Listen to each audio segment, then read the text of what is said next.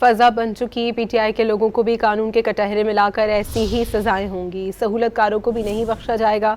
Senator Faisal Vawda ने फैज़ हमीद को सज़ा को शुरुआत करार दे दिया। 9 मई मुल्क की तरक्की में कोई चीज़ रुकावट नहीं बनेगी। अब हर एक्शन का बर्बरियत के साथ रिएक्शन होगा। सज़ा और जज़ा की रिवायत का सारा क्रेडिट फील्ड मार्शल को जाता है। फैसल वावडा की एहतसाब का दायरा वसी होने की पेशगोई। किया गया बानी के ऊपर मैं आपको 2 साल से कह रहा था कि इस हद तक ना जाएं कि ना वापसी हो। 9 मई से कई महीनों पहले, साल पहले मैं निकल गया, मुझे निकाल दिया किसी चीज से रोकने के लिए। और इसमें आप याद रखें जो बुनियाद हमारे सीडीएफ ने डाल दी है सजा और जजा की, जो अपने पराये में कोई फर्क नहीं करता, जो 75 साल में आज तक नहीं हुआ, जो फौज की हिस्ट्री में नहीं हुआ।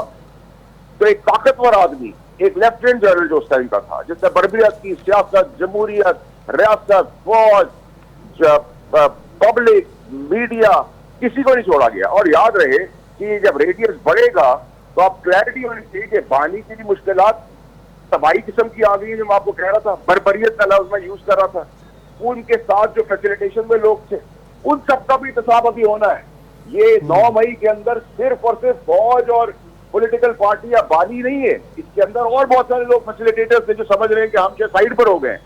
तो जो इन्होंने अपनी कुर्सी का नाजायज फायदा उठाया है, जिन्होंने 9 मई को फैसिलिटेट किया और ऐसे जितने भी इक़दाम को किया है, उन सब का रेडियस बड़ा होगा। सेल्फ अकाउंटेबिलिटी की तरफ पाकिस्तान चल पड़ा।